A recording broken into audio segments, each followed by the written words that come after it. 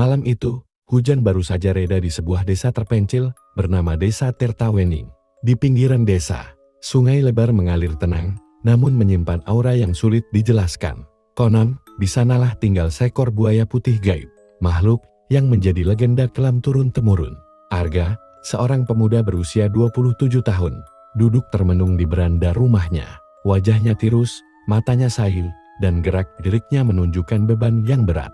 Usahanya di kota bangkrut, hutang menumpuk, dan rumah orang tuanya terancam disita. Ibunya, Sumi, seorang wanita berusia 55 tahun, hanya bisa pasrah. Sementara adik perempuannya, Rani, yang baru berusia 17 tahun, tak mengerti sepenuhnya masalah yang mereka hadapi. Di tengah kegelisahan itu, datanglah Dharma, teman lama Arga yang dikenal sering bermain di ranah mistis. Dharma bukan orang sembarangan di desa. Wajahnya selalu penuh senyum. Tapi orang-orang tahu di balik itu, ada rahasia besar.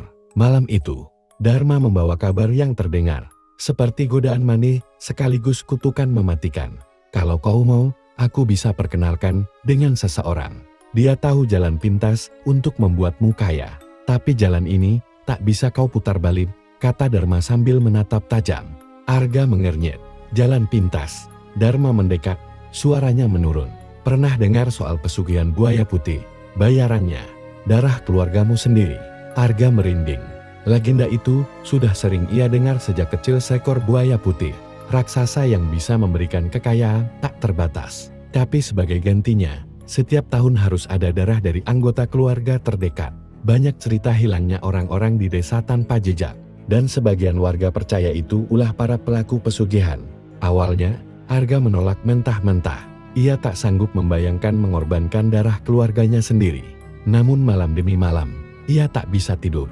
Bayangan ancaman penagih hutang, wajah lelah ibunya, dan masa depan adiknya yang suram membuat pikirannya goyah. Pada malam bulan purnama berikutnya, Arga menerima undangan dari Dharma untuk bertemu seseorang di tepi sungai. Mereka berjalan dalam diam, hanya ditemani suara serangga malam dan arus sungai yang mengalun pelan. Di bawah sinar bulan, sosok perempuan tua berselendang hitam sudah menunggu. Matanya sayu tapi tajam, kulitnya keriput seperti kulit pohon. Ia memperkenalkan diri sebagai Nyai Sirip, perantara antara dunia manusia dan buaya putih. Nyai Sirip memberikan syarat, Arga harus datang sendiri ke tepi sungai pada malam berikutnya, membawa seekor ayam hitam dan sebilah pisau kecil. Ritual pertama ini hanya pembukaan gerbang. Sebelum pergi, Nyai Sirip sempat berbisik di telinga Arga, membuat darahnya membeku. Kalau kau sudah bertemu dengannya, tak ada jalan keluar, ingat itu. Arga pulang dengan dada berdebar. Di kepalanya, suara iblis dan suara nurani saling bertarung. Namun, entah kenapa, dalam hati kecilnya ia merasa sudah melangkahkan kaki ke arah yang tak akan bisa ia putar kembali. Dan di tengah malam itu, dari kejauhan, di permukaan sungai yang berkilau diterpa cahaya bulan, sepasang mata merah menyala terlihat menatapnya dari balik air. Hujan mulai reda, menyisakan udara dingin menusuk tulang. Angin yang membawa bau lumpur dari sungai membuat langkah Bayu terasa berat. Ia menatap pepohonan bambu yang melambai seperti menghalangi jalannya. Namun suara itu kembali terdengar di telinganya, suara berat dan berbisik, memanggil namanya. Bayu, aku menunggumu. Bayu berhenti di tepi sungai. Airnya hitam, beriak pelan seolah menyembunyikan sesuatu di bawah permukaan. Dari balik kabut tipis, sesosok bayangan besar bergerak di dalam air. Sejenak, Bayu ragu. Namun ia ingat alasan mengapa ia berada di sini: kesulitan ekonomi yang membuat keluarganya terhimpit utang dan nyaris kehilangan rumah. Tiba-tiba, permukaan air bergemuruh. Sosok buaya berkulit putih pucat, seakan bercahaya dalam gelap, muncul perlahan. Matanya merah menyala, menatap Bayu tanpa berkedip. Nafas Bayu tercekat, kakinya kaku. Tetapi buaya itu tidak menyerangnya. Justru, dari mulutnya terdengar suara berat dan jelas. Kau ingin kaya, aku bisa memberikannya. Tapi ada harga yang harus dibayar. Bayu mencoba bicara, suaranya bergetar. Apa yang harus aku lakukan? Buaya putih itu mendekat, menyisakan jarak hanya 1 meter dari tepi sungai. Bawa darah dari keluargamu sendiri. Setiap bulan, sekali. Jika tidak, maka seluruh darahmu yang akan menjadi gantinya. Bayu merasakan tubuhnya merinding dari ujung kepala hingga kaki. Ini bukan sekadar perjanjian, ini pengorbanan. Namun bayangan tentang keluarganya hidup nyaman, terbebas dari hutang, menguasai hartanya sendiri, membuat hatinya goyah. Sosok buaya itu perlahan tenggelam kembali ke dalam air, hanya meninggalkan riak dan kabut. Di kepalanya, suara itu masih bergema. Bulan depan, aku akan menagih. Bayu menatap sungai yang kini tampak tenang. Ia sadar, malam ini ia telah melangkah ke jalan yang tak bisa ia putar kembali. Hujan deras mengguyur desa malam itu. Petir menyambar, menyalakan langit yang gelap sejenak sebelum kembali tertelan kegelapan. Danu duduk di ruang tengah rumahnya, wajahnya pucat. Tangannya memegang kertas lusuh yang diberikan Suryasi dukun pesugihan. Di kertas itu tertulis tata cara pemanggilan buaya putih, lengkap dengan syarat yang membuat dada Danu terasa sesak. Bayaran adalah darah keturunan sendiri. Kata-kata itu seperti paku berkarat yang menancap di benaknya. Ia menutup mata, mengingat wajah ibunya, Ratna, yang renta namun selalu berusaha tersenyum di tengah kesulitan. Bayangan adiknya, Tio, yang baru duduk di bangku SMP pun melintas. Semua itu membuat Danu ragu. Tetapi suara Suryasor tadi masih bergema di telinganya. Kalau kau ingin kaya dalam semalam, ini satu-satunya jalan. Tapi ingat, pesugihan selalu menuntut imbalan. Dan buaya putih tidak kenal belas kasihan. Tengah malam, Danu akhirnya nekat pergi. Ia berjalan ke tepi sungai Bengawan, membawa sesajen yang diperintahkan, kepala ayam hitam, dupa 7 batang, dan kendi berisi air kelapa. Air sungai menghitam pekat, arusnya bergerak lambat, seolah menunggu. Danu menancapkan dupa di tanah basar, menyalakannya satu persatu. Bau harum bercampur amis hujan memenuhi udara. Ia membaca mantra dari kertas lusuh itu. Suaranya bergetar namun semakin lama, terdengar lebih mantap. Perlahan suara gemericik air berubah menjadi riak yang berat. Dari kegelapan sungai, muncul kepala seekor buaya raksasa berwarna putih pucat. Matanya merah menyala seperti bara. Tubuhnya memantulkan cahaya petir, dan setiap sisiknya terlihat seperti ukiran batu pualam. Buaya itu tidak membuka mulut, namun suara berat bergema langsung di kepala Danu. Kau memanggilku, berarti kau siap membayar harga. Danu tercekat, ingin berbohong, namun bibirnya justru berkata, aku siap. Air sungai bergejolak. Buaya itu mendekat hingga montongnya hanya sejengkal dari wajah Danu. Malam purnama berikutnya, satu darah keluargamu akan menjadi milikku. Sebagai gantinya, kekayaan akan mengalir seperti air. Sebelum Danu bisa merespons, buaya itu menghilang ke kedalaman sungai, meninggalkan riak besar yang merobek permukaan air. Danu berdiri terpaku, tubuhnya menggigil bukan karena hujan, tetapi karena sadar ia baru saja menandatangani perjanjian yang akan mengubah segalanya. Dan jauh di balik semak, sepasang mata mengintip. Seseorang telah menyaksikan seluruh ritual itu. Malam itu angin bertiup kencang, membawa aroma lumpur dan amis darah dari arah sungai. Arman tidak bisa tidur.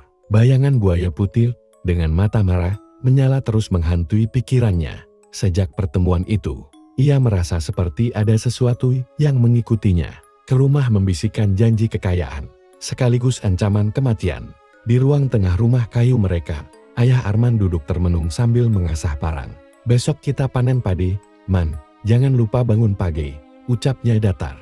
Namun tatapan matanya terasa dingin, seolah menyembunyikan rasa curiga. Arman hanya mengangguk, berusaha menutupi kegelisahannya. Tengah malam, ia memutuskan keluar. Langkahnya membawanya kembali ke tepi sungai, tempat perjanjian itu dilakukan. Bulan pucat menggantung di langit, memantulkan cahaya ke permukaan air yang tenang. Tapi ketenangan itu menipu, karena tiba-tiba permukaan air beriak. Dari dalamnya muncul kepala buaya putih itu, lebih besar dari yang ia ingat. Waktunya sudah dekat. Suara itu kembali terdengar langsung di kepalanya. Satu darah keluarga, dan pintu kekayaan terbuka selamanya. Arman terdiam. Tangannya gemetar. Keringat dingin mengalir meski udara malam menusuk. Tapi siapa? Tanyanya lirih. Buaya itu tersenyum-senyum yang tidak mungkin dimiliki binatang. Kau tahu siapa yang paling lemah, yang akan paling mudah kau hilangkan. Seketika, pikiran Arman melayang pada adiknya. Rani, gadis itu selalu sakit-sakitan. Tubuhnya ringkih, hatinya berdenyut nyeri. Tapi bayangan rumah besar, mobil mewah, dan emas menguasai pikirannya. Sebelum ia bisa mengambil keputusan, terdengar suara renting patah dari balik pepohonan. Arman menoleh cepat dan melihat sosok ayahnya berdiri di sana. Menatapnya dengan mata tajam. "Kau ngapain di sini tengah malam, Mang?" Arman tercekat. Buaya putih itu sudah menghilang, menyisakan riak pelan di air. Hanya ada Ie dan ayahnya di tepi sungai, saling pandang dalam diam. Namun dari sorot mata sang ayah, Arman tahu, rahasianya mungkin tidak lagi aman. Pagi itu, udara terasa lebih dingin dari biasanya. Sinar matahari yang biasanya menyinari halaman rumah Raka terasa redup, seolah awan gelap menggantung hanya di atas desa. Raka duduk di beranda, matanya kosong menatap jalanan sepi. Sejak ritual di tepi sungai malam itu, pikirannya tak pernah tenang. Bayangan buaya putih dengan mata merah itu terus menghantui setiap tidurnya. Namun, yang membuatnya semakin resah adalah perubahan pada adiknya. Sinta, gadis berusia 12 tahun itu, mulai sering sakit tanpa sebab. Tubuhnya pucat, bibirnya membiru, dan ia sering mengeluh kedinginan meski udara panas. Kadang, Raka mendapati Sinta duduk diam di pojok kamar, menatap lantai dengan tatapan kosong, seperti sedang mendengar sesuatu yang tak terdengar oleh orang lain. Suatu malam, Raka terbangun oleh suara pintu depan yang berderik. Ia mengintip dari balik pintu kamar dan melihat Sinta berjalan keluar rumah dengan langkah kaku. Tubuhnya seolah digerakkan oleh sesuatu. Raka mengikuti dari kejauhan. Langkah Sinta membawanya ke arah sungai. Sungai yang sama tempat Raka melakukan ritual pesugihan itu. Di tepi sungai, cahaya bulan menyorot permukaan air yang tenang. Dari kabut tipis yang menyelimuti, bayangan seekor buaya putih perlahan muncul. Mata merahnya bersinar tajam menembus kabut.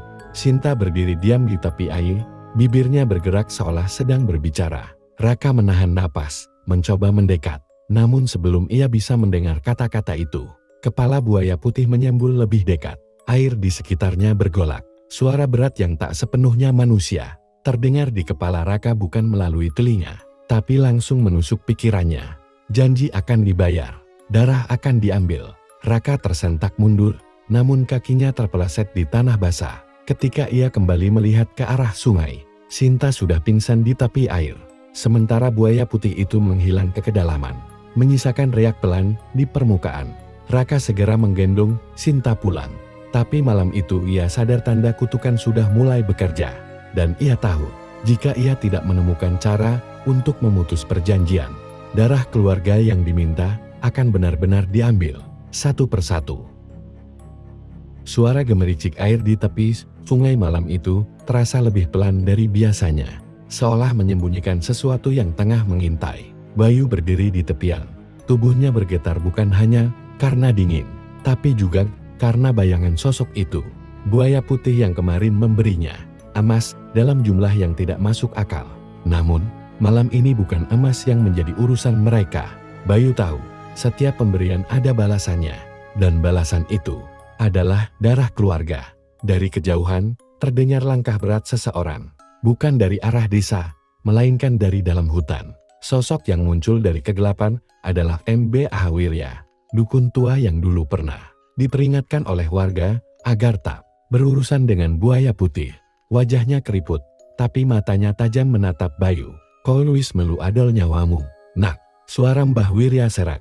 "Sekarang waktumu tinggal sedikit sebelum ia menagih." Bayu mencoba menahan rasa panik. "Tapi aku nggak mau kehilangan siapapun, Mbak. Apa nggak ada cara lain?" Mbah Wirya menggeleng pelan. Buaya putih itu bukan sekadar makhluk. Ia adalah perwujudan makhluk penunggu sungai yang dahaga akan darah keluargamu. Sekali kau terima emasnya, ia akan menandai keluargamu dengan kutuk. Dan setiap bulan purnama, satu nyawa harus dibayar. Bayu menelan ludah. Ia mengingat wajah ibunya yang renta, adiknya yang baru berumur 10 tahun, dan Rani, tunangannya. Ketakutan menjerat pikirannya. Mbah Wirya mendekat, lalu menyelipkan sebuah kantong kain hitam ke tangan Bayu. "Ini jimat penghalau, tidak akan menghapus kutuk, tapi bisa menunda. Asalkan kau berani menantang dia di tempat asalnya." Bayu menggenggam kain itu erat-erat. Angin malam tiba-tiba menderu lebih kencang, dedaunan bergetar, dan suara air sungai berubah menjadi riak bergemuruh. Dari permukaan air yang gelap, dua mata merah menyala mulai muncul. Disusul bentuk kepala buaya putih yang sangat besar, jauh lebih besar dari yang Bayu lihat sebelumnya. Suara berat dan dingin itu bergema di telinganya. "Bayu, waktumu tiba. Bayu mundur selangkah, tapi tanah di bawah kakinya terasa licin, membuatnya hampir terperosok ke sungai. Mulah Wirya memegang bahunya, berbisik cepat. Kalau kau jatuh ke air, tak ada yang bisa menyelamatkanmu. Di balik pepohonan, Bayu mendengar suara ranting patah. Ia menoleh dan melihat Rani berdiri di sana. Wajahnya pucat, matanya kosong, seolah dipanggil oleh sesuatu. Bayu merasakan darahnya membeku. Ia tahu, Rani adalah target pertama. Hujan deras membasahi tepian sungai itu. Arif duduk di tepi rumah panggungnya. Pandangannya kosong menatap air keruh yang beriak ganas. Setiap tetes hujan yang jatuh mengingatkannya pada kata-kata makhluk itu. Malam bulan mati pertama, kau akan menyerahkan darah dari orang terdekatmu. Di dalam rumah, istrinya, Sari, tengah menyiapkan makan malam. Suaranya terdengar lembut, memanggil Arif untuk masuk. Tapi suaranya justru membuat dada Arif semakin sesak. Ia mulai dihantui dilema antara janji pesugihan yang sudah ia ikrarkan, atau cintanya pada keluarga. Malam mulai larut. Hujan mereda, menyisakan kabut tipis yang melayang di sekitar pekarangan. Arif bangkit dan berjalan perlahan menuju gudang belakang rumah. Tempat ia menyimpan sebuah golok yang diasah sejak sore. Tangannya gemetar, tapi dalam hatinya ia mengulang janji yang pernah ia ucapkan di hadapan buaya putih raksasa itu. Kekayaan, kejayaan, dan kuasa, semua dengan harga darah keluarga sendiri. Tiba-tiba, terdengar suara gesekan di bawah rumah panggungnya, suara berat, seperti sesuatu yang menyeret tubuh besar di air. Arif tahu siapa yang datang. Dari bawah lantai, dua mata merah menyala menatapnya dari gelap. Waktunya sudah tiba, Arif. Suara itu bergema, basar dan dalam, membuat bulu kuduknya berdiri. Beri aku darah itu, atau aku yang akan mengambilnya sendiri. Arif menelan ludah, matanya terpejam sejenak. Ia memegang golok erat-erat. Dari ruang makan, suara tawa Sari dan anaknya, Rani, terdengar begitu jelas, seakan menusuk ke lubuk hatinya. Satu langkah lagi, ia akan menyeberang batas yang tak pernah bisa ia kembalikan. Hujan mulai turun kembali, kali ini lebih deras. Angin berdesir membawa aroma amis yang menusuk hidung. Aroma sungai bercampur darah. Di bawah sana, bayangan buaya raksasa itu bergerak gelisah, menunggu. Dan malam itu, di tengah pekatnya kabut, teriakan pertama akhirnya pecah. Hujan mengguyur deras sejak sore, membasahi tanah di halaman rumah Surya hingga berubah menjadi lumpur licin. Di ruang tengah, Surya duduk menatap kosong ke arah pintu yang berderit tertiup angin. Wajahnya pucat, keringat dingin mengalir meski udara menusuk. Hari ini adalah malam ke-9 sejak ia menerima tanda dari buaya putih, tanda bahwa bayaran sudah semakin dekat. Rina, adiknya yang masih duduk di bangku SMA, berulang kali memanggil namanya. Mas, kamu sakit? Surya menggeleng pelan. Tidak, Mas, cuma capek. Tapi tatapan matanya gelisah, menatap Rina seolah sedang mengukur waktu yang tersisa. Malam semakin larut. Suara gemericik air hujan bercampur dengan bunyi aneh, seperti gesekan sisik di lantai. Surya menoleh cepat. Dan di sudut gelap ruangan ia melihat sesuatu bergerak punggung. Licin berwarna putih mengkilap, dengan mata merah yang menyala samar. Buaya putih itu tidak sepenuhnya muncul, hanya separuh tubuhnya yang melayang di udara. Seperti keluar dari kegelapan yang tidak terhubung dengan dunia nyata. Waktunya hampir tiba, suara itu mendesis di dalam kepalanya. Kau sudah menikmati hasilnya, Surya. Bayaran tidak bisa ditunda lagi. Surya menelan ludah, tubuhnya gemetar. Tunggu, beri aku waktu. Jangan ambil dia. Buaya putih menyeringai, memperlihatkan deretan gigi tajam yang basah oleh air liur. Kau memilih kesepakatan ini, darah keluargamu, atau nyawamu sendiri. Sejak itu, setiap kali Rina melangkah keluar kamar, Surya merasa seolah ada bayangan putih yang mengikutinya, siap menerkam. Ia mulai mengunci pintu, menutup semua jendela, bahkan membakar dupa di setiap sudut rumah untuk menahan makhluk itu. Tapi dalam hati, Surya tahu tidak ada yang bisa menghentikannya. Menjelang tengah malam, Rina terbangun karena suara ketukan dari luar jendela. Ia mengintip dan melihat sepasang mata merah menatapnya dari kegelapan. Sebelum ia sempat menjerit, bayangan putih itu melintas cepat di luar. Rina mundur ketakutan. Sementara di ruang tengah, Surya duduk membeku, matanya berkaca-kaca, sadar bahwa jerat pesugihan ini sudah mengunci. Dan ia hanya tinggal menunggu saat akhir yang tak terelakkan. Malam itu langit gelap tanpa bintang. Hanya bulan pucat yang mengintip di sela awan. Bayu duduk di tepi sungai, menatap air yang tenang namun terasa seperti menunggu sesuatu.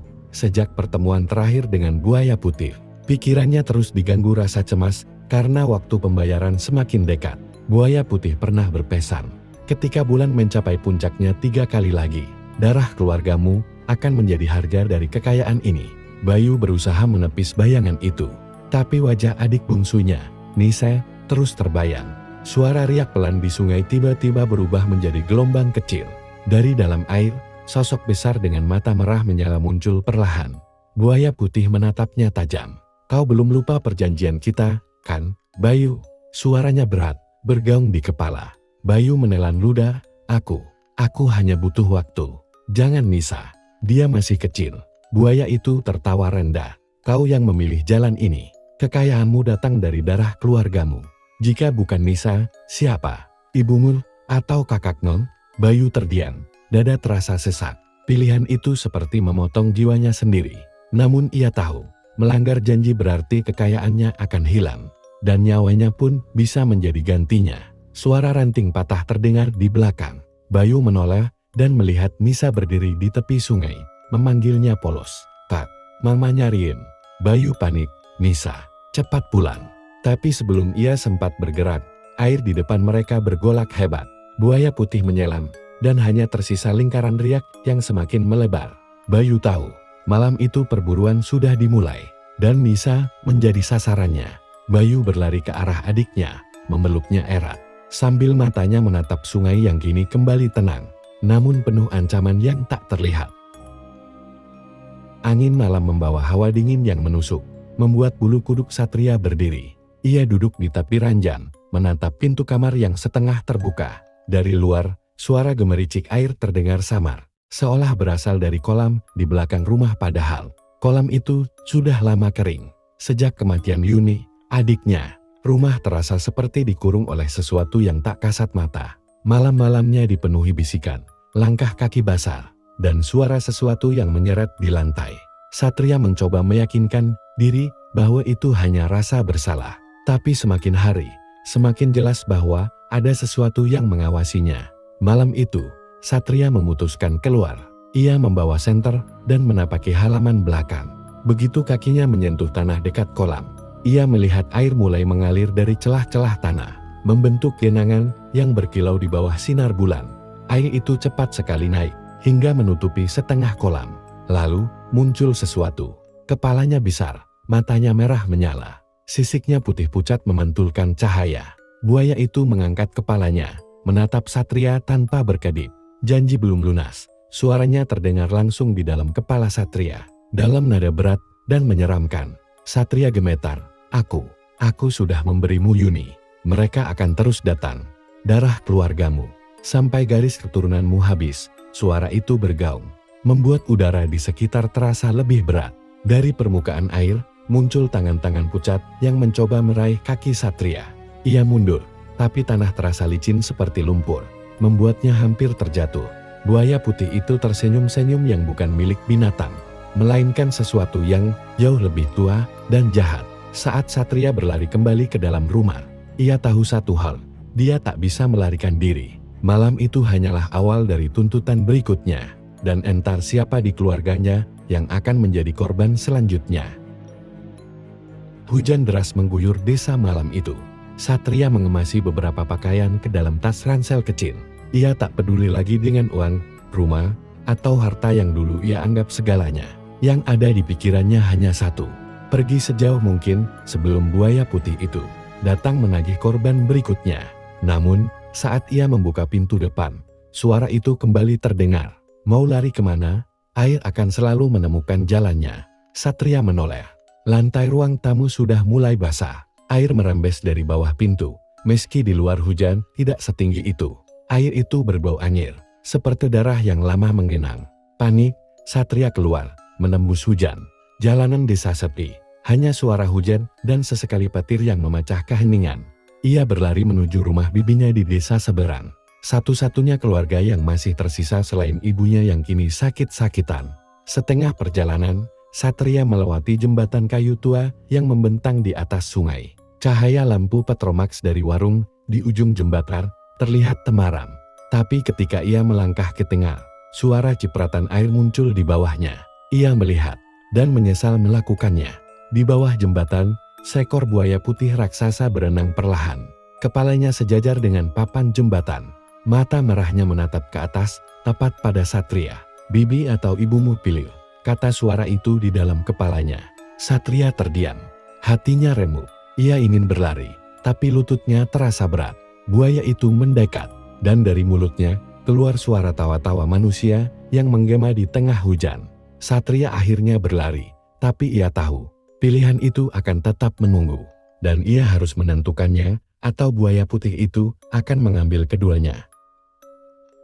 Malam itu, Satria berdiri di depan rumah ibunya. Nafasnya tersengal, pakaian basah kuyup, dan tubuhnya menggigil. Ia sudah mengitari desa, berharap menemukan jalan keluar. Tapi setiap arah yang ia ambil selalu membawanya kembali ke rumah ini. Di dalam rumah, ibunya tidur terbaring lemah di ranjang. Wajahnya pucat, napasnya tersengal-sengal. Satria menggenggam tangan ibunya erat, bertekad melindunginya. Tapi dari luar jendela, suara cipratan air semakin dekat. Bau amis darah merayap masuk. Lalu suara itu datang lagi tenang, namun penuh ancaman. "Pilih, atau air akan menenggelamkan semuanya." Air bercampur lumpur mulai merembes dari celah lantai, membasahi kaki Satria. Ia tahu, buaya putih itu sudah di sini. Bukan hanya seekor buaya, tapi kekuatan gaib yang tak bisa dilawan manusia biasa. Dengan mata berkaca-kaca, Satria mengangkat ibunya, mencoba keluar lewat pintu belakang. Tapi begitu ia melangkah keluar, ia terperangah desa telah berubah menjadi danau luas. Dengan buaya putih raksasa berenang mengitari rumah. Matanya menyala merah, tubuhnya setengah tenggelam, dan mulutnya terbuka lebar menampakkan deretan gigi seperti pisau. Satria menjerit, Aku pilih aku sendiri. Ambil aku, jangan sentuh mereka." Buaya itu mendekat, mengeluarkan suara tawa yang mengerikan. "Kau pikir ini soal pilihanmu? Hutang darah harus dibayar dengan darah keluarga. Dan kau sudah terlambat." Air tiba-tiba meluap. Dari bawah, sesuatu menarik ibunya dengan cepat. Satria mencoba meraih, tapi yang tertinggal hanya selendang basah. Ia menyelam mencari, namun gelap pekat dan arus sungai gaib itu menyeretnya jauh. Ketika Satria sadar, ia sudah berada di tepi sungai, sendirian. Desa itu sepi, rumah-rumah hancur seperti habis diterjang banjir besar. Tak ada tanda ibunya, tak ada tanda kehidupan. Di tengah sungai, buaya putih itu melintas perlahan, meninggalkan riak air yang membentuk pola menyerupai wajah manusia menangis. Lalu hilang, seolah tak pernah ada. Satria hanya bisa menatap kosong. Ia paham kini, perjanjian pesugihan bukan hanya tentang kekayaan, tapi tentang mengikat nyawa keluarganya selamanya. Dan sejak malam itu, setiap hujan turun deras, orang-orang kadang melihat sosok lelaki berdiri di jembatan tua, menatap sungai dengan mata kosong menunggu giliran untuk membayar hutang yang tak pernah lunas.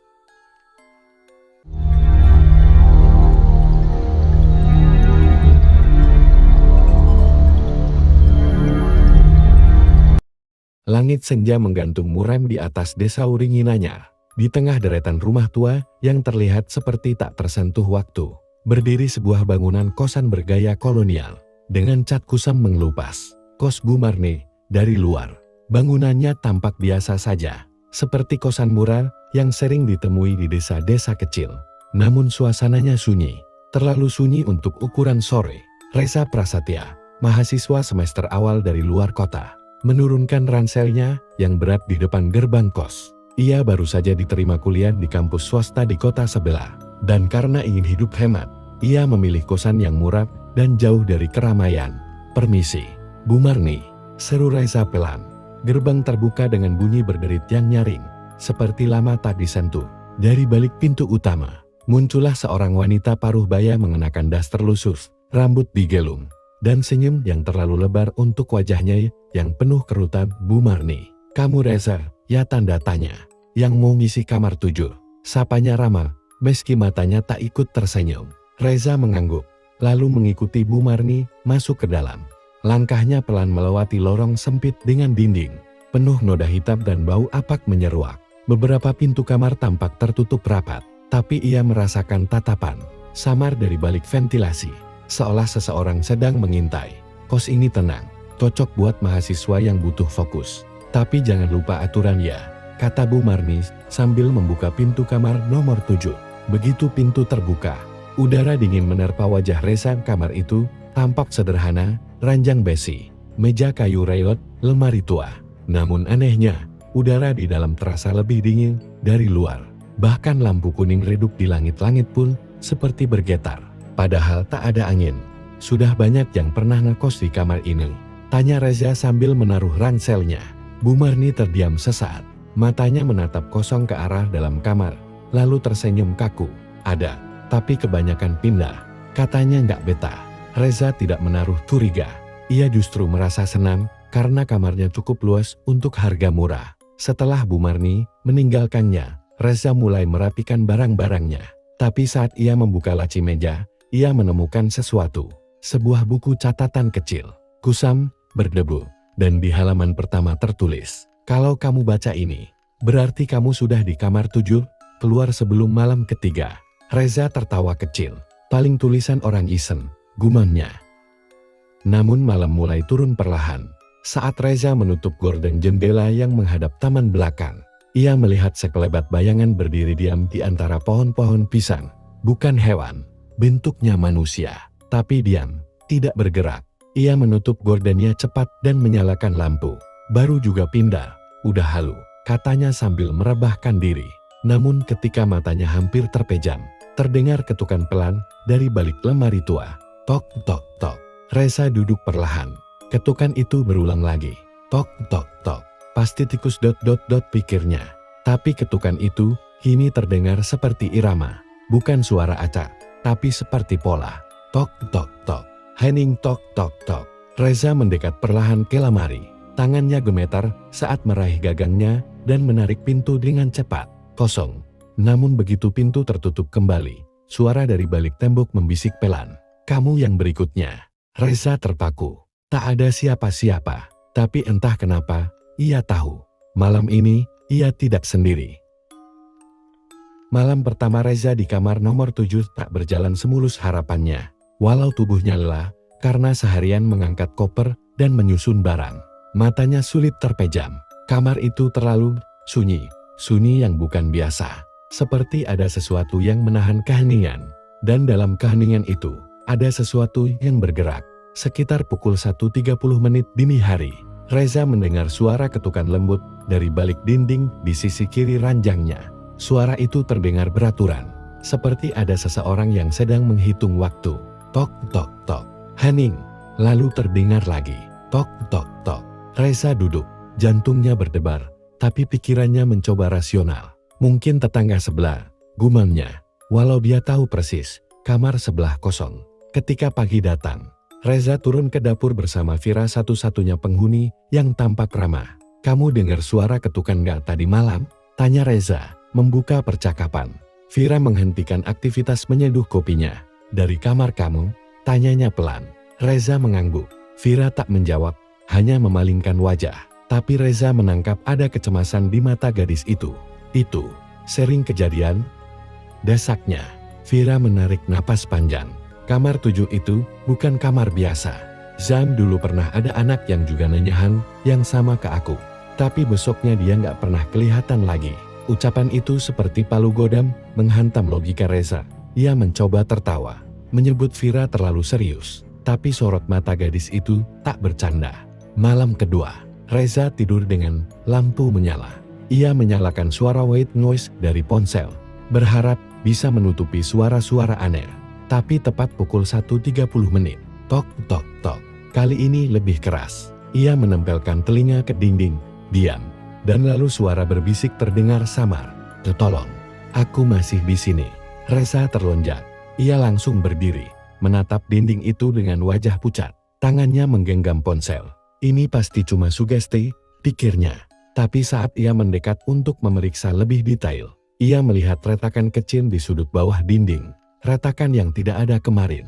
Dari retakan itu, mengalir cairan merah gelap, seperti darah yang merembes perlahan. Reza mundur pelan. Dingin merambat ke tengkuknya. Ia tidak tahu bahwa malam itu, kamar nomor 7 sedang membuka pintu pada sesuatu yang jauh lebih dalam dari sekadar suara. Pagi itu, Reza duduk mematung di dalam kamar nomor 7, matanya menatap lurus ke arah retakan dinding. Tampak darah merembes malam tadi, tapi kini retakan itu mengering, nyaris tak terlihat. Seolah malam kemarin hanyalah mimpi, tapi Reza tahu betul, itu nyata. Ia bahkan memotret cairan itu dengan ponselnya. Namun saat ia membuka galeri, fotonya hilang. Hanya tersisa foto kosong gambar dinding kusam tanpa noda, tanpa retakan. Ini mulai gak masuk akal. Desah Reza. Ia bangkit dan menghampiri lemari, membuka pintu perlahan. Cermin kecil di dalam lemari kini penuh embun, walau suhu kamar biasa saja. Dan di embun itu, tergurat sebuah tulisan samar, "Tolong, gali temboknya." Ketika Reza menoleh, jantungnya nyaris berhenti. Di balik pantulan cermin, berdiri sosok perempuan dengan wajah kabur. Ia berdiri di belakang Reza, diam. Lalu menghilang begitu Reza membalikkan badan. Reza berlari keluar kamar, napasnya memburu. Ia butuh jawaban. Satu-satunya orang yang bisa ia ajak bicara hanya Vira. Ia mengetuk pintu kamar 5.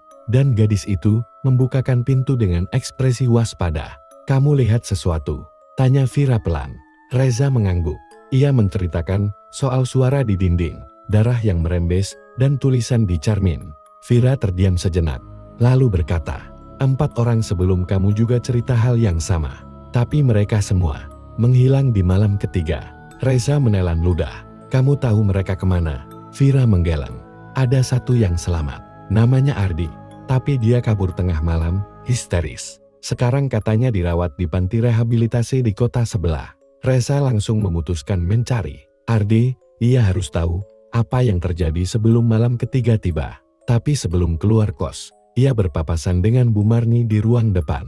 Wajah wanita itu pucat, bibirnya bergerak pelan. "Kamar 7 itu bukan sekadar kamar," ucapnya lirih. Ia menelan orang, bukan menjawabkannya. Reza terdiam. Kata-kata itu menggantung seperti kutukan. Malam ketiga semakin dekat, dan retakan di dinding kini mulai tumbuh bercabang, seperti akar, menjalar ke seluruh ruangan. Dan Reza menyadari satu hal, tembok itu bukan dinding biasa. Ia menyimpan sesuatu yang hidup. Malam itu hujan deras mengguyur desa, petir sesekali menyambar, menerangi langit malam yang pekat. Galang terbangun pukul 2 dini hari, karena suara ketukan bukan di pintu kamarnya, tapi di jendela. Jendela kamarnya berada di lantai 2. Tak mungkin ada orang yang bisa mengetuk dari luar kecuali seseorang atau sesuatu yang bukan manusia. Degup jantung Galang berpacu. Ia menarik selimut, mencoba menenangkan diri. Tapi ketukan itu terdengar lagi tokadet. Dengan tangan gemetar, Galang mendekat ke jendela. Ia menyingkap sedikit tirai dan melihat. Wajah pucat dengan mata membelalak memandang ke dalam kamarnya. Wajah itu tak bergerak, tapi jelas terlihat. Rambut panjang, kulitnya seperti kertas basah, dan senyuman. Senyuman yang terlalu lebar untuk wajah manusia. Galang terjatuh ke belakang, menggigil. Ia langsung mengambil tas dan keluar dari kamar. Ia mengetuk pintu kamar Dani, tetangga kamarnya, tapi tak ada jawaban. Begitu juga kamar sebelahnya. Kos-kosan itu terasa kosong. Seakan ia satu-satunya penghuni yang tersisa malam itu. Ia lari turun ke lantai bawah, menuju ruang tamu. Tapi langkahnya terhenti di tangga. Seseorang berdiri di bawah, menatap ke arahnya. Bukan ibu kos, bukan Dani, tapi Arif, mahasiswa yang dulu menghilang dari kamar nomor 7. Tubuhnya pucat, dengan luka lebam di leher. "Balikin kunci itu," bisiknya dengan suara serak. Galang membeku. Ia ingat, saat pertama kali datang, ibu kos memberikan kunci kamar nomor 7 tanpa keterangan apapun. Kuncinya sudah berkarat, seolah lama tak digunakan. Tapi malam itu, kunci itu menghilang dari gantungan di dalam kamarnya. Entah kemana. Arif naik satu anak tangga, lalu satu lagi. "Balikin, sebelum kamu kayak aku." Galang berteriak, mundur, dan lari keluar ke halaman. Tapi begitu membuka pintu, ia mendapati pemandangan yang tak masuk akal. Halaman berubah menjadi hutan kabut tebal. Dengan suara bisikan entah dari mana, ia sudah bukan di kos-kosan lagi. Atau mungkin, kamar nomor 7 bukan sekadar ruangan biasa. Ia adalah pintu. pintu ke sesuatu yang lebih gelap dari yang bisa dipahami manusia. Sejak Irwan menemukan catatan terakhir dari penghuni sebelumnya di balik laci meja, pikirannya tak pernah tenang. Ia mulai yakin bahwa sesuatu yang lebih besar dan gelap tersembunyi di balik kamar nomor 7. Hari-hari berjalan semakin aneh. Irwan mulai mendengar suara ketukan dari dalam lemari pada pukul 3 pagi. Setiap malam, tanpa kecuali, ia sudah mencoba membuka lemari itu berkali-kali, tapi tak pernah menemukan apa-apa kecuali kedinginan menusuk dan bau apek yang tidak bisa dijelaskan. Suatu malam, saat hujan deras mengguyur desa Kertanegara, Irwan nekat menyelidiki lemari itu lebih lanjut. Ia membawa senter dan mengeluarkan semua pakaian. Di bagian belakang, ia mengetuk kayunya. Tok-tok. Suara baliknya ... kosong. Tiba-tiba krik. Papan kayu di belakang lemari sedikit bergeser, seperti pintu rahasia. Irwan dengan jantung berdebar, membukanya perlahan. Di baliknya, lorong sempit selebar bahu manusia, menganga gelap. Tanpa berpikir panjang, Irwan masuk, membawa senter kecilnya. Lorong itu sempit dan penuh debu, tapi ia melanjutkan langkah demi langkah. Dinding lorongnya berlumut, dan penuh coretan aneh angka-angka, nama-nama, dan simbol tak dikenal. Nama-nama yang terdengar familiar. Salah satunya, Ardi Pratama tahun 2018. Irwan bergidik. Nama itu adalah nama penghuni yang dikabarkan hilang secara misterius 5 tahun lalu. Lorong itu berakhir di sebuah pintu besi berkarat, dengan angka 7 tertulis samar di tengahnya. Tangannya gemetar saat hendak menyentuh gagangnya. Tapi sebelum ia menyentuh, suara langkah kaki terdengar dari belakangnya, berat, lambat, menyeret. Irwan, bisik suara tua dan paro dari arah gelap. Irwan menoleh. Tak ada siapa-siapa, tapi suara itu terdengar lagi, lebih dekat. Irwan, jangan buka pintunya. Ia berbalik, panik. Tangannya menyentuh gagang pintu besi itu, dan klik pintunya ternyata tidak terkunci. Perlahan, ia membukanya. Tapi yang ada di balik pintu itu, bukanlah ruangan. Bukan pula lorong lain, melainkan kegelapan yang begitu dalam.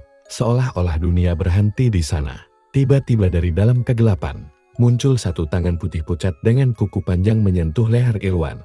Irwan pun menjerit, tapi tidak ada suara yang keluar. Lalu, semua menjadi gelap. Dan ketika pagi datang, pemilik kos melihat bahwa kamar nomor 7 kosong kembali. Dan kuncinya, seperti biasa, tergantung rapi di meja depan. Seolah Irwan tak pernah tinggal di sana. Hujan turun deras malam itu. Petir menyambar sesekali, menerangi kamar kos nomor 7 yang mulai lembab. Arif belum juga kembali sejak pagi, dan itu mulai membuat Reno tak tenang. Sudah 2 hari, Arif tak meninggalkan jejak. Kamar nomor 7 pun kembali kosong. Namun malam ini, Reno merasa ada yang aneh. Tepat pukul 2 dini hari, saat semua penghuni kos sudah tertidur, Reno terbangun karena mendengar suara samar dari dalam kamarnya.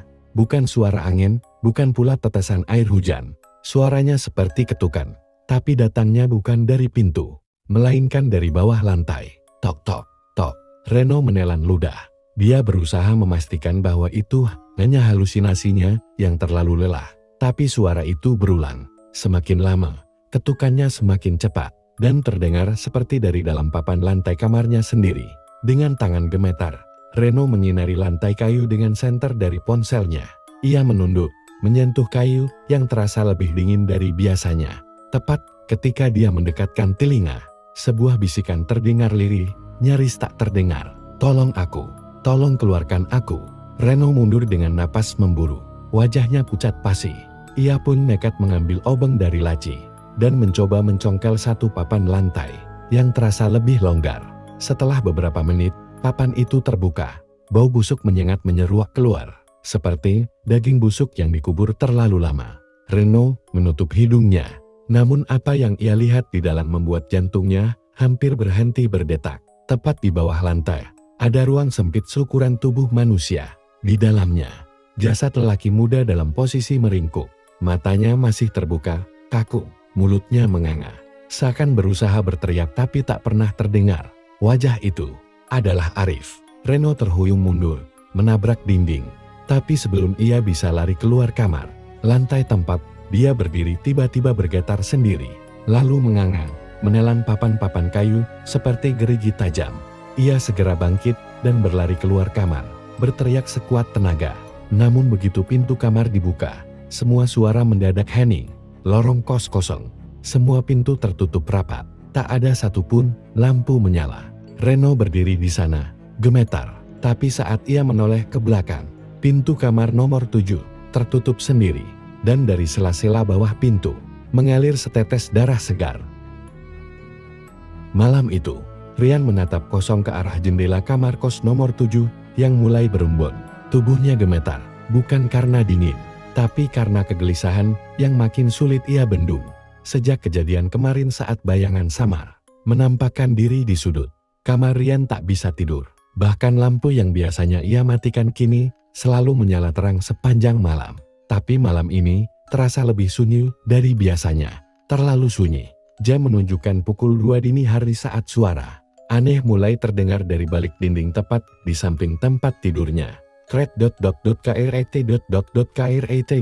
Awalnya seperti suara tikus menggigiti kayu, tapi makin lama suara itu terdengar seperti sesuatu yang berusaha mengais dari balik tembok. Rian duduk tegak di ranjangnya, menahan napas. Siapa? Siapa di sana? Bisiknya. Tak ada jawaban. Hanya suara garukan yang makin keras. Rian bangkit, mengambil senter dari laci, dan mendekati dinding tempat suara berasal. Dengan jantung berdetak kencang, ia tempelkan telinganya. Tolong. Suara perempuan diri, lelang, terdengar seperti dari dalam dinding. Mata Rian melebar. Ia melangkah mundur spontan. Suara itu muncul lagi, lebih jelas. Tolong aku masih di sini. Seketika wajah Rian pucat pasi. Suara itu berasal dari arah yang sama dengan tempat bayangan kemarin muncul. Rian mengingat kembali cerita warga desa, penghuni sebelumnya, Dina. Juga terakhir kali terdengar bicara sendiri sebelum menghilang. Tanpa pikir panjang, Rian mengambil palu dari tas peralatannya. Dengan penuh tekad bercampur takut, ia mulai memukul dinding. Plester dan debu berhamburan. Tapi saat tembok terbuka sedikit, bukan ruangan yang ia temukan, melainkan rongga sempit dan gelap, seperti ruang rahasia. Dan dari dalamnya, ada sepasang mata yang menatap balik ke arahnya. Rian terjatuh, senter terlempar, dan di tengah kegelapan, terdengar lagi suara lirik, tapi kini di belakangnya. Terima kasih, sudah membukakan pintu. Hujan deras mengguyur malam itu, seolah langit ikut menangisi nasib para penghuni kos tua milik Bu Warning. Kamar nomor 7 kini kembali dihuni. Meski hanya tersisa satu orang yang berani tetap tinggal, Rian. Semenjak Dimas dan Budi menghilang, kos itu sepi. Penghuni lain memilih pindah, tidak tahan dengan tekanan batin dan gangguan yang tak masuk akal. Lampu kamar sering padam sendiri. Suara langkah kaki terdengar jelas, walau tak ada siapapun. Dan paling mengerikan, pintu kamar nomor 7 selalu terbuka sedikit setiap tengah malam padahal sudah dikunci rapat. Rian bukan orang yang mudah takut. Tapi malam itu, udara terasa berbeda. Dingin, seperti ada kabut yang merayap dari lantai menuju dadanya. Ia mencoba menghibur diri dengan menyalakan musik pelan. Namun suara itu malah menghilang, tergantikan oleh bisikan lirih dari balik dinding. Keluar sebelum terlambat, Rian terdiam. Ia menatap dinding dengan napas tercekat. Bisikan itu berulang, kini lebih dekat. Rian, kamu akan jadi berikutnya. Tiba-tiba cermin di mejanya bergetar sendiri. Dari pantulan kaca, ia melihat bayangan wanita berpakaian putih, lusuh berdiri di belakangnya. Wajahnya penuh luka, matanya kosong. Rian menoleh cepat. Kosong, tidak ada siapapun. Ia mundur, napas terengah, tapi saat ia ingin keluar, pintu kamarnya tertutup keras. Berkali-kali ia mencoba membukanya terkunci. Ia menggedor-gedor, berteriak minta tolong. Tak ada jawaban, tak ada yang mendengar. Lantai kamar mulai menghitam, seperti terbakar dari bawah. Bau anyir memenuhi udara. Dari bawah tempat tidur, muncul sepasang tangan kurus pucat yang perlahan menarik ujung spray. Rian membeku. Tiba-tiba, suara tangisan terdengar dari sudut ruangan. Ia melihat ke arah itu, dan di sana berdiri sosok yang selama ini muncul dalam mimpinya. Gadis itu, Sari, korban pertama kamar nomor 7. Rian, tolong, keluar dari sini. Mereka akan membawamu. Tubuh Sari tampak seperti kabut, suaranya pelan dan bergetar. Ia menunjuk dinding. Di sana ada koretan yang baru muncul malam itu. Setiap jiwa yang menginap akan jadi bagian dari kami. Dinding itu bergetar, dan perlahan terbuka, seperti pintu menuju lorong gelap tak berujung. Suara-suara mengerang terdengar dari dalam lorong itu. Rian mencoba mundur, tapi lantai di belakangnya sudah hilang. Yang tersisa hanya kehampaan. Dengan satu teriakan terakhir, Rian diseret masuk oleh tangan-tangan tak kasat mata ke dalam lorong itu. Lampu kamar nomor 7 mati total, hening. Pagi harinya, kamar itu kosong. Tak ada Rian, tak ada jejak darah, tak ada suara. Hanya kamar yang tertutup rapat, dan dingin yang menusuk dari dalamnya. Setelah kepergian Wirai yang misterius, Rino dan Dimas makin nekat menyelidiki kamar nomor 7. Namun kali ini, mereka menemukan sesuatu yang tak lagi bisa diabaikan. Sebuah lorong sempit di balik dinding palsu. Disinilah mereka menyaksikan langsung batas antara dunia manusia dan dunia yang tak seharusnya dilihat. Suara hujan mengguyur atap kosan seperti dentuman rapalan doa yang tak terkabul. Rino menatap foto Wira yang tersimpan di layar ponselnya. Sejak terakhir kali dia mengirim pesan, Wira tidak pernah lagi terlihat. Polisi datang, tapi hanya menganggapnya kabur dari rumah. Namun Rino tahu, tidak mungkin Wira kabur. Terakhir kali mereka bertemu, wajah Wira pucat seperti orang yang melihat malaikat maut. Dan dia hanya bilang, ada yang panggil aku dari balik tembok, Rin. Malam itu, Dimas membawa sebuah peta lama. Rumah kos yang ia temukan di arsip kelurahan. Menurut peta itu, di balik kamar nomor 7, terdapat ruangan tersembunyi yang kini telah ditutup tembok semen. Tapi, kenapa ditutup? Mereka masuk ke kamar 7 lagi, kali ini dengan linggis dan senter. Dinding sebelah kanan yang dulunya kosong mereka dobrak perlahan. Ternyata benar, di baliknya terdapat lorong sempit, berbau tanah dan anyir darah tua. Lo yakin mau masuk? Tanya Dimas sambil gemetar. Rino menelan ludah. Gue harus tahu, kalau Wira masih di sana, kita harus temuin dia. Langkah demi langkah, lorong itu seperti menelan cahaya senter mereka. Dindingnya dipenuhi goresan tangan, seperti orang-orang yang pernah dikurung dan mencoba melarikan diri. Beberapa coretan bertuliskan, jangan percaya suara yang memanggil. Jika kau mendengar pintu dibuka, tutup mata. Mereka tidak ingin kita kembali. Di ujung lorong, mereka tiba di sebuah pintu kayu tua yang separuh lapuk.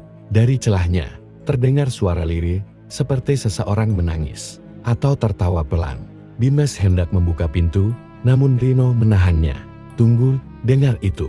Suara di balik pintu berubah menjadi bisikan, menyebut nama mereka, perlahan, pelan, namun sangat jelas. Rino, Dimas, masuklah. Kalian sudah ditunggu.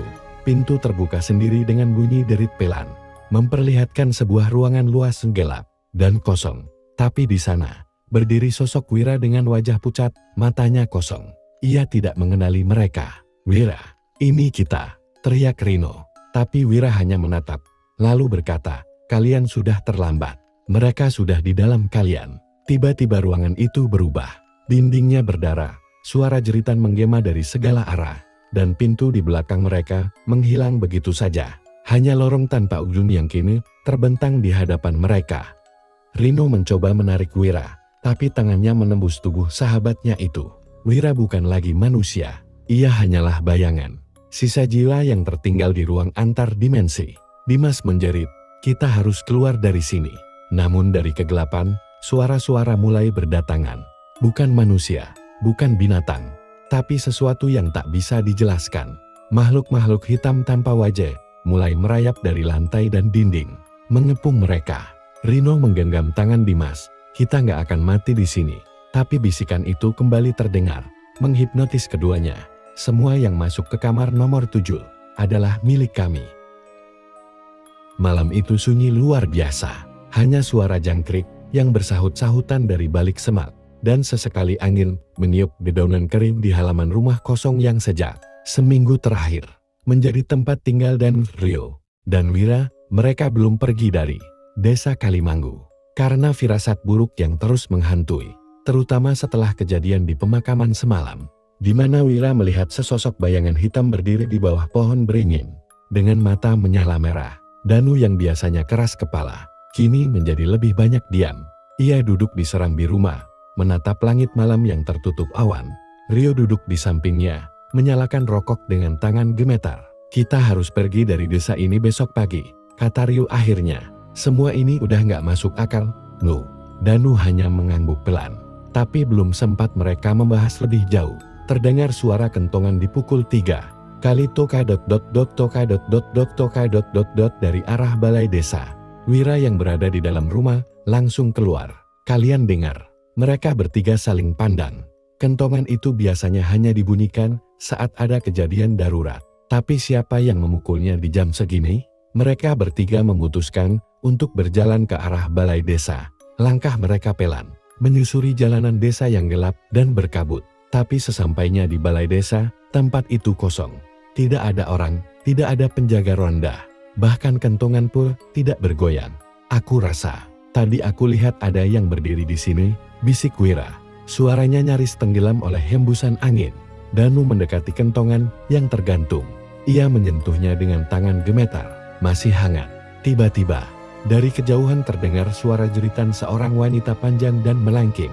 Datang dari arah rumah kepala desa. Mereka berlari ke arah suara itu. Dan ketika sampai di depan rumah Pak Leban, mereka mendapati pintunya terbuka lebar. Lampunya mati total, dan suasana begitu mencekam. Wira melangkah masuk lebih dulu dengan senter di tangan. Tapi sebelum mereka sempat meneriakkan nama Pak Lebar, mereka melihat sesuatu. Di ruang tamu yang gelap, ada sesosok wanita tua berambut putih panjang duduk di kursi. Wajahnya tak terlihat jelas, tapi suara erangannya menggetarkan dada. Di lantai, tergolek tubuh Pak Leban tak bergerak. Matanya melotot kosong ke langit-langit. Rio langsung muntah di tempat. Danu menarik Wira untuk mundur. Tapi sesosok itu perlahan menoleh ke arah mereka. Dan menyeringai. Giginya runcing, kulitnya retak seperti tanah kering. Dan dari matanya menetes darah hitam pekat. Mereka langsung berbalik lari tanpa menoleh ke belakang. Malam itu menjadi malam paling mengerikan sepanjang hidup mereka. Dan kini mereka tahu, misteri desa Kalimanggul jauh lebih kelam dari yang mereka duga. Tengah malam yang membekukan tulang, Bayu dan Galang melangkah perlahan-lahan ke arah bangunan tua yang dipercaya sebagai pusat dari semua kejadian misterius di desa Alasor. Bangunan itu adalah sebuah pendopo, kayu kuno yang setengah roboh, tertutup lumut, dan dikelilingi pagar bambu berduri yang terlihat seperti belum disentuh manusia selama puluhan tahun. Suasana di sekitar pendopo seolah-olah berhenti. Tidak ada angin, tidak ada suara, hanya detak jantung mereka yang berdentum keras dalam dada. Ini tempatnya, bisik Galang dengan suara tercekat. Bayu menatap bangunan itu. Matanya menangkap simbol-simbol aneh yang terukir di tiang-tiang kayunya. Beberapa dari simbol itu seperti bergerak perlahan seolah hidup. Mereka melangkah masuk. Begitu mereka melewati ambang pintu, udara berubah drastis. Bau amis menyengat bercampur aroma dupa yang terbakar. Lantai kayu berderit setiap kali diinjak, seakan-akan menjerit kesakitan. Di tengah ruangan itu, mereka melihat sesosok wanita tua duduk bersila di atas tikar anyaman. Rambutnya panjang dan putih kusut. Wajahnya dipenuhi keriput dalam, dan matanya kosong, namun menembus. Aku tahu kalian akan datang, gumamnya lirih. Suaranya menggema seperti berasal dari lorong waktu. Bayu dan Galang menegang. Siapa? Siapa ibu sebenarnya? Tanya Bayu. Aku bukan bagian dari dunia kalian, tapi aku penjaga antara dua alam. Mereka yang mencoba menyingkap tabir yang tidak seharusnya dibuka, akan menanggung akibatnya. Jawabnya tenang, namun menyimpan ancaman. Galang mencoba bicara. Kami hanya ingin menyelamatkan warga desa. Banyak yang hilang. Kami melihat mayat-mayat, dan tidak semuanya adalah mayat. Potong wanita tua itu tiba-tiba dengan suara menggelegar. Ruangan bergetar. Bayangan di sudut-sudut ruangan mendadak menampakkan wajah-wajah. Pucat, wajah para korban yang telah hilang. Membisu, memandang penuh luka. Desa ini terikat perjanjian lama. Lanjut wanita tua itu. Leluhur kalian pernah membuat janji kepada penunggu alas. Setiap 7 siklus purnama merah harus ada yang dikorbankan. Jika tidak, seluruh desa akan menjadi tumbal. Bayu mundur 1 langkah. Tapi itu gila. Siapa yang melakukan perjanjian itu? Buyutmu, Bayu, jawab wanita itu pelan. Buyutmu adalah kepala desa pertama yang menyegel penjaga hutan ini. Tapi segel itu lemah, dan kalian generasi sekarang telah melanggar batas. Galang menatap Bayu dengan kaget. Apa maksudnya? Bayu, darahmu adalah kunci. Karena garis keturunanmu, hanya kau yang bisa membuka atau mengakhiri kutukan ini. Wanita itu berdiri, dan perlahan wujudnya berubah menjulang tinggi. Rambutnya melambai tanpa angin. Matanya bersinar merah menyala. Sosok itu bukan manusia lagi. Aku penjaga, aku penunggu, aku adalah pemakan dosa dan pengingat janji lama. Bayu dan Galang terdorong ke belakang oleh kekuatan tak terlihat. Lantai retak, dinding bergemuruh. Mereka sadar, ini bukan hanya soal menyelamatkan orang lain, ini tentang menebus dosa leluhur. Bayu berteriak, "Apa yang harus aku lakukan?" Sosok itu berhenti. Akhiri garis darah, atau berikan pengorbanan baru. Episode ini berakhir dengan suara jeritan panjang dari luar pendopo. Kamera beralih keluar bangunan. Terlihat kabut merah menyelimuti seluruh desa Alasor. Malam telah mencapai puncak keheningannya. Di luar villa, hujan turun deras. Petir menyambar silih berganti seperti mengumandangkan tanda bahwa akhir dari semuanya akan segera tiba. Raffi berdiri di ambang pintu ruangan bawah tanah. Matanya menatap gelap gulita yang menganga, seperti rahim kegelapan yang siap menelan. Di belakangnya, Fajar dan Andre sudah tak sanggup lagi membendung ketakutan. Tubuh mereka penuh luka, peluh bercampur darah, dan napas memburu seperti binatang yang terjebak. "Ini pintu terakhir," ucap Raffi pelan. "Di balik sini, ada sesuatu yang ingin menyelesaikan semua ini." Fajar mencoba menahan Raffi. "Kita harus keluar dari sini. Kita sudah cukup tahu villa ini bukan milik dunia kita." Tapi Raffi tahu, semua akan terus menghantui mereka jika tidak ditutup sekarang. Dengan gemetar, ia mendorong pintu kayu lapuk itu. Seketika udara berubah. Dinginnya menembus tulang. Di dalam ruangan itu, ada sebuah altar batu hitam. Di atasnya, foto mereka bertiga dengan lilin menyala di tiap sudut. Namun bukan itu yang membuat mereka menggigil. Di belakang altar, berdiri sosok wanita tua yang dulu mereka lihat menggantung di lorong. Wajahnya masih sama, kosong, matanya putih. Namun tubuhnya kini penuh bekas jahitan seperti mayat yang dijahit ulang. "Terima kasih sudah kembali." Suaranya parau, seperti ranting patah. "Aku hanya butuh satu dari kalian untuk tetap tinggal." Tiba-tiba, tubuh Andre terseret ke depan altar. Ia menjerit sekuat tenaga. Tangan-tangan hitam keluar dari lantai dan merangkul tubuhnya. Fajar dan Raffi mencoba menyelamatkannya, tapi sia-sia. Sang wanita berbisik, "Satu jiwa cukup untuk mengunci villa ini selama 30 tahun lagi." Andre menatap mereka berdua dengan air mata bercucuran. "Pergilah, jangan sia-siakan ini." Dan seperti ditelan bumi, Andre menghilang bersama suara tangis terakhirnya. Seketika, ruangan itu mulai retak. Dinding-dinding villa bergemuruh. Raffi menarik Fajar keluar secepat mungkin. Mereka berlari menyusuri koridor, melompati puing-puing, melewati bayangan-bayangan yang kini tak lagi memburu Saulah. Puas telah mendapat tumbal. Mereka berhasil keluar dari villa, tepat sebelum bangunannya runtuh menjadi abu dan debu. Seseorang mengetikkan review di sebuah forum backpacker.